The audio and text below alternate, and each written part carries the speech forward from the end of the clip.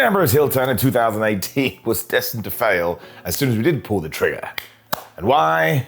Because of the day that we did it. Hello friends, and that's right, we are doing another video about bad booking, and we're going all the way back to the Raw on the 22nd of October from that year.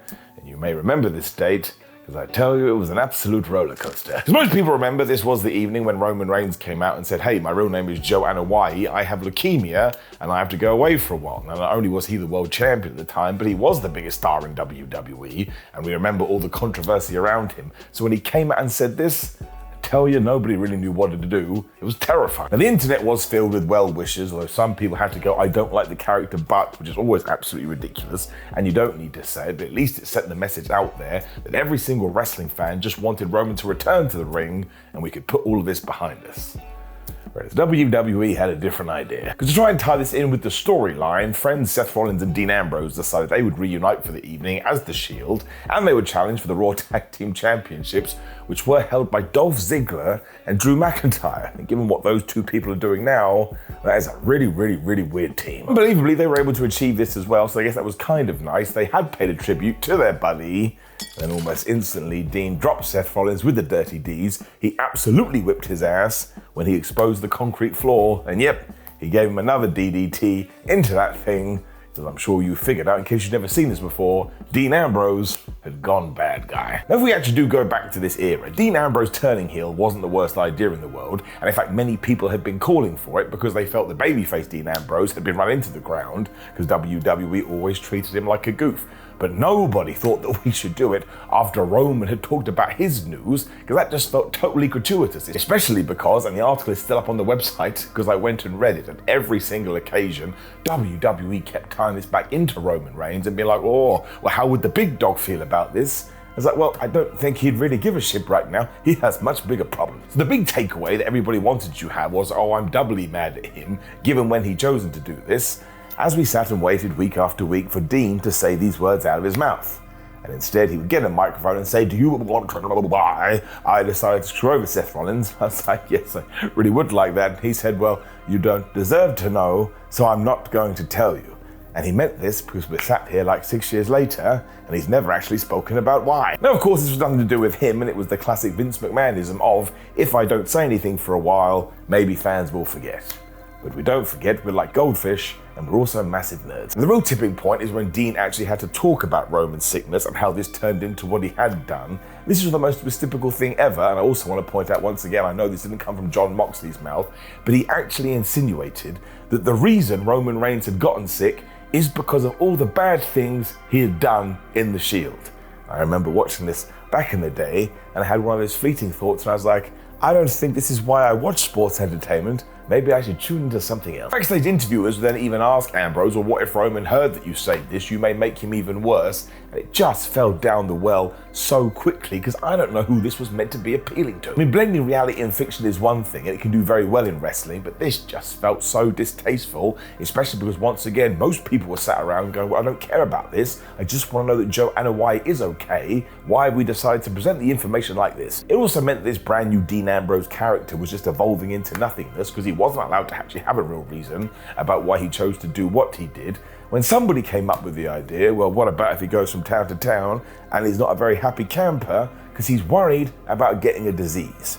Look at me right in the eye. Am I blinking? No. Is this a joke? No. Am I kidding? No. I'm being completely honest with you. But he would actually tell people that they stink as if this was 1983 and said during one promo, I literally throw up when I think about how much you guys like Seth Rollins. So really, why was anyone going to boo this? Even if you did smell, you'd be like, all right, he makes a good point. And look, once again, the real life Jon Moxley knew how bad this was. Just go and read his book. I mean, why do you think he left the company the following year? He was like, this is the kind of shit you're giving me? Man, I will actually go and do anything else. It was when we arrived in Milwaukee when this really fell through the floor, because rather than turn up at the arena, Dean did indeed go find a doctor and brought a cameraman for some reason too, which is kind of sick and twisted in many ways. And we had to watch while he got injections into his tuchus or his bottom. He was terrified about getting an illness from bad hygiene. And once again, we saw all this happening in front of our eyes because, of course, we were trying to make one man laugh And I'm pretty sure you can figure out who that was. And it was just so lame because we'd even gone to the effort to put fake injection marks on Dean's arm to make you go, oh, maybe this is real.